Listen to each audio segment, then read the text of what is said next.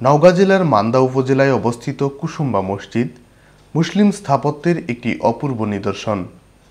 ৬টি গম্বুজ বিশিষ্ট মূল্যবান কালো পাথর দিয়ে তৈরি এই পুরাকীর্তি প্রায় ৪৫০ বছরের ইতিহাস বহন করে।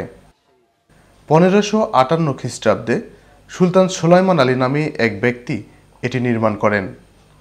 মসজিদের দেয়ালে খোদাই করা এবং ভেতরের বিভিন্ন কারুকার্য সে আমলের শিল্প ও সাহিত্যের পরিচয় বহন করে।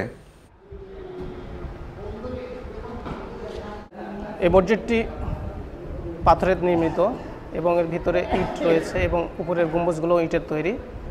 ৬টি গম্বুজ আছে এবং ৩টি দরজা, প্রধান ফটক।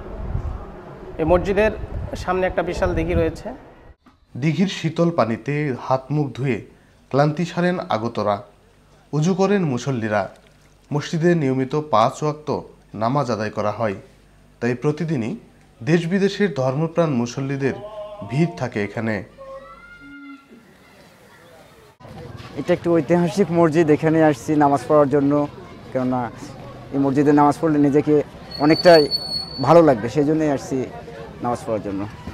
দেখার জন্য অনেক দূর দূরান্ত থেকে অনেক লোক আসে।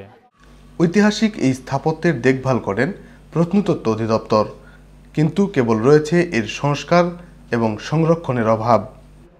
পুনঃসংস্কার, সৌন্দর্য বিকাশের জন্য এবং চারিপাশগুলো বাগান, ফুলের বাগান এবং যারা বিদেশি পর্যটক দেখার জন্য আসেন তাদের সুব্যবস্থা এবং তাদের জন্য ভবন নির্মাণ করা অত্যাবশ্যক।